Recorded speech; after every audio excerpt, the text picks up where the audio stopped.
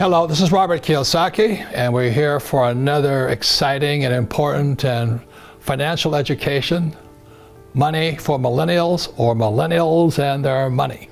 Because as you and I know, our school teaches us this about money. Yeah. And it really kind of screws people up because they go out of school and they start doing the thing we talked about, go to school and get a job, right? Yeah. So that was the first two lessons. So we have Alexandra here. She is a daughter of our dear friends, Fernando and Cecilia Gonzalez. And Alexandra was born the same year that Rich Dad was born. Yeah. And again, for those who may not know, my rich dad was my best friend's father. My poor dad was an academic straight A student. I wasn't. I was a D, F, and C student on a good day. But my rich dad never finished school. So he had a completely different point of view. It's not right or wrong, but rich dad was an entrepreneur, and poor dad was a school teacher, head of education, PhD, Stanford, University of Chicago North, all the credentials for academics. So at the age of 9 in Hilo, Hawaii, my rich dad started teaching me, because I asked the question of my teacher, my 4th grade teacher, said, "What do we learn about money?" I said, "Well, we don't teach you about money." And I thought that was really stupid. Why go to school, get a job, but know nothing about money? So with that, this was his lesson number 1, and the rich don't work for money. So when I show you that, what goes through your head? Because I already know your philosophy, it makes a lot of sense to me. But for somebody watching this for the first time, it doesn't make sense, right? Yeah, it doesn't make sense. Because you go to school to get a job so you can work for money, right? That's the purpose of life, yeah. Right. To be a slave for money. Exactly. And work for idiots like me. Exactly. But anyway, my way of teaching is to first put doubt in your brain, to challenge your belief systems. And then maybe you can choose new beliefs or keep up with old beliefs, right? So when you think about working for money, what comes through your head? I think about the time that I worked at the bank and I was working paycheck to paycheck, and I wasn't exposed to the financial education that you provide me with. And so it was kind of sad that I couldn't afford the things that I wanted to do, and I was just in this cycle of paying my bills and going to work, and Correct. That's it. Do you have friends who haven't found the good job even though they went to school? So I have many friends that have graduated and they're told that they're going to go to school and they're going to find a job, and they find themselves without anything. So many of them have found a job, and many of them have also not found a job. Yeah, the irony of it, when I left school in the 60s, there was plenty of jobs. But the world has changed, and our schools haven't. And so they're still making this innate promise of get a job. And I was very fortunate when I graduated in '69. We're the highest paid graduates in the world. My classmates were making about $120,000 to $150,000 a year. That's not much money today, but 1969, that was a lot of money. But naturally, as young guys do, we spent every penny of it. Yeah. So I had my rich dad's lesson, the rich don't work for money, in my head. I said, okay, I'm making all this money, I have a secure job, but what's beyond that? And that's where education comes in. So if I could explain this to you for the rest of the millennial lessons, it's really going to be on this theme here. Because financial education is about not working for money. Like one of the first questions when I finally realized what my rich dad was saying, I said, well, when do I never need a paycheck again?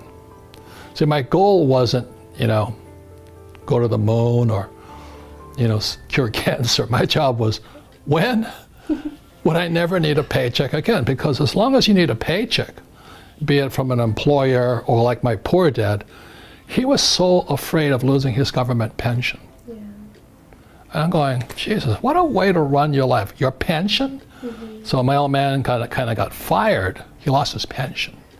It was the most frightening thing in the world to him. He had no pension. Then it was Social Security, which is even worse. Yeah. So that's why my goal when I was about your age, a little older, around 25, I said, my goal is to never need a paycheck again from anybody, even the government. I don't want any Medicare, Social Security, or whatever. While I was a military pilot, so you got to get the military pilot pension. I said, you do, but I'm not going to. And just because of this here, that was the difference. because I never wanted to work for money to need a paycheck. So the next few lessons in Millennial Money, you'll find out what I do work for. So for right now, just let me go to the lesson here. So this comes from Rich Dad, Poor Dad, and these are some of the distinctions. It was the advantage I had at age 9, because I knew what I wanted to work for. And this here, in simple terms, is called a financial statement. In school, they teach you to get a FICO score. FICO is BS. All it means, how good are you paying your bills? That's all FICO means, okay? Should be the FIDO score. Good dog. So this is what your banker wants to see.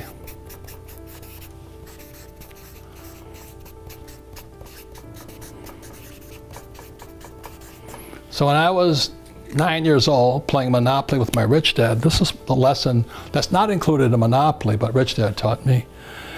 And fundamentally, the problem that most people make, they go to school to get a job, and they work here. So this is the poor, middle class, and these guys.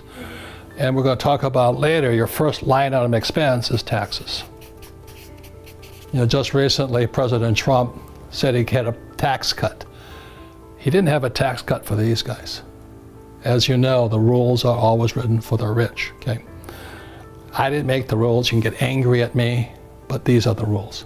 The rich make the rules. The golden rule. He who has the gold makes the rules. Yeah. So the tax cut went to people here. That's where it goes to. You'll learn more about this later on. But this is what I work for. So what I work for, number one, is I'm an entrepreneur. I want businesses. I have multiple businesses.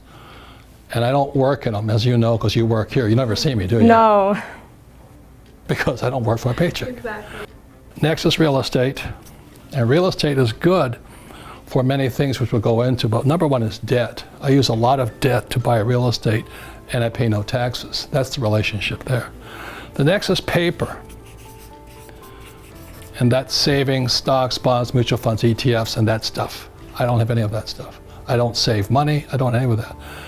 But this is what most people have: go to school, get a job, get a 401k, and save money. Loser. Okay? I'm doing that just to upset you guys, because maybe you'll start to think. Because I didn't make the rules. I'm just telling you these are the rules. These people pay the highest taxes, and they work the hardest. And the last are commodities. 4 different asset classes.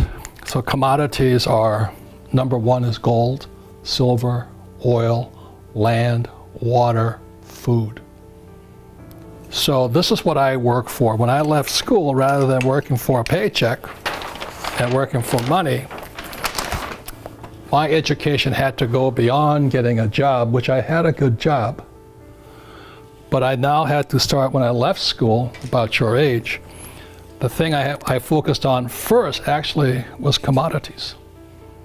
So back in 1972, I started buying gold. And it was illegal for Americans to own gold. Can you imagine that? Back in 72. Today you have Bitcoin. It's different, okay? Everything is changing so rapidly today.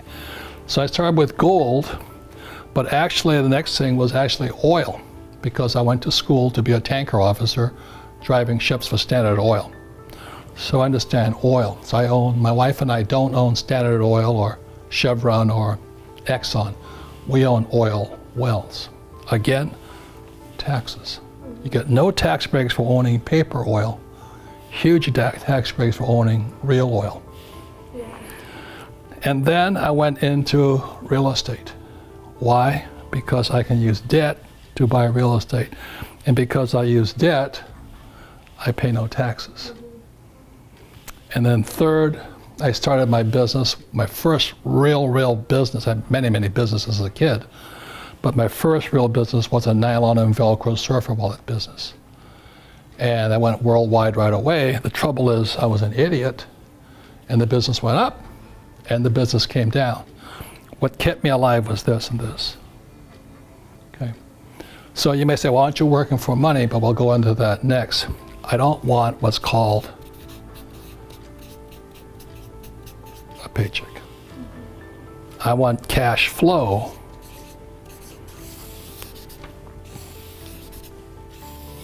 From here.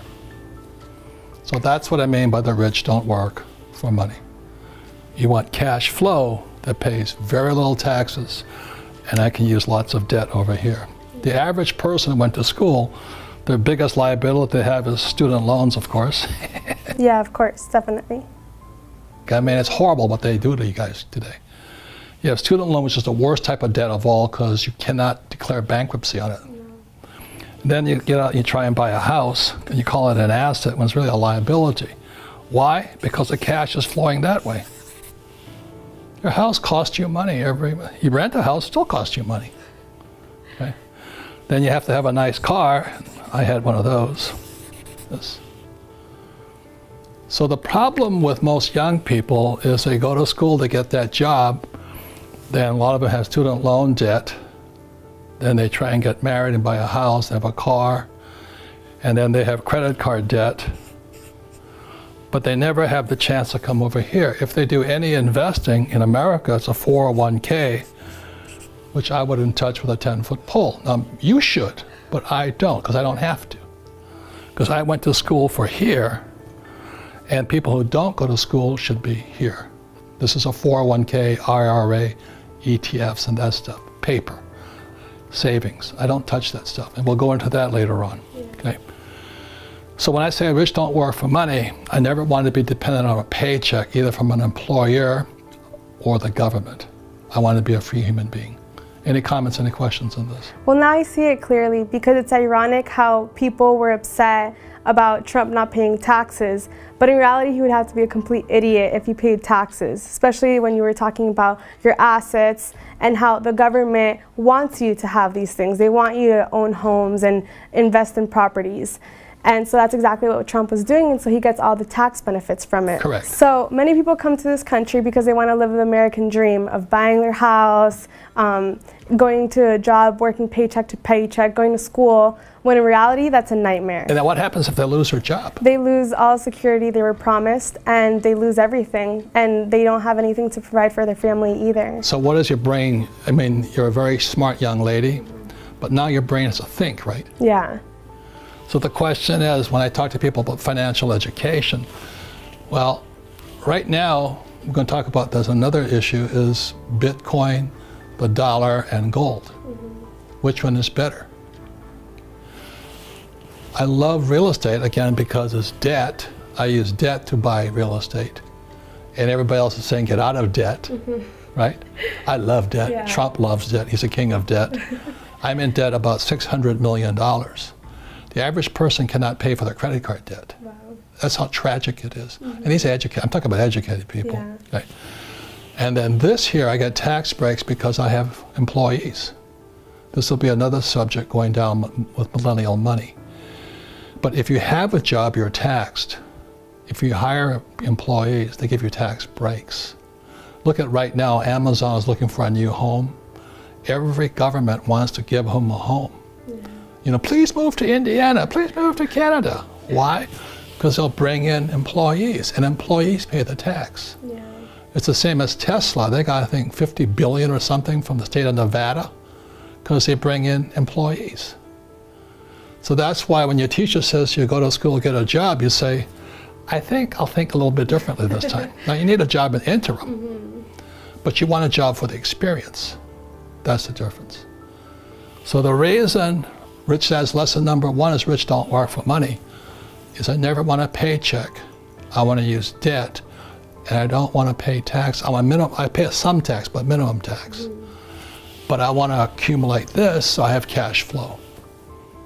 Anything you want to say? Any questions on that? No, I'm happy because I can see both sides. I can see the employee side and the entrepreneur side. And thankfully, because I work in this company, I'm not forced to work a regular 9-to-5 job. I'm able to actually work on my own projects, and it's incentivized that we actually do become entrepreneurs. Our company encourages everybody to come here, right?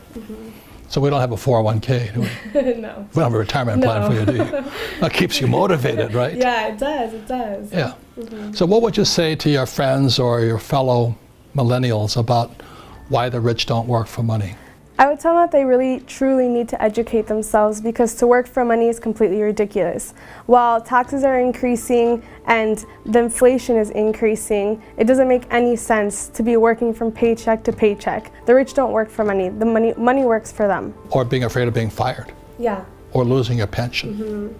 Did you realize that's the biggest terror of most people? I might lose my pension too. Yeah, I mean, it's really sad that it's one of the biggest fears of everybody on a daily basis, whether they're gonna get fired or not.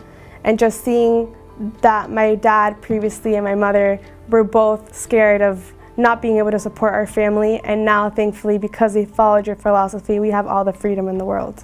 And your mother's a real estate agent. She's an investor and real estate agent. Yeah. And she can help you. Yeah, exactly. So both of them are my team, and the day tomorrow, if I do get fired, I have my properties to live off of. Yeah. So. And you do too good a job for us to fire you. But Exactly. That's good. No, I work hard here. Are you afraid of being, if you make a mistake in this company, are you fired? No, mistakes are actually encouraged. Coming from a traditional work system where we were punished for it, and then coming to this one where they're actually incentivized because we learn from them, it's amazing. Correct. Yeah. But you have to admit you made a mistake. Yeah, you cover up the exactly. mistake, you're fired. Yeah, exactly. So Sarah, my supervisor, whenever, and I'm like, I'm so sorry, I can't believe I messed up. She's like, no, it's okay, we learn from our mistakes. Yes. And that's our culture here. yeah, it's awesome. So thank you. So the rich don't work for what? Money. Thank you. And for those of you at home, find a friend and discuss this. Thank you.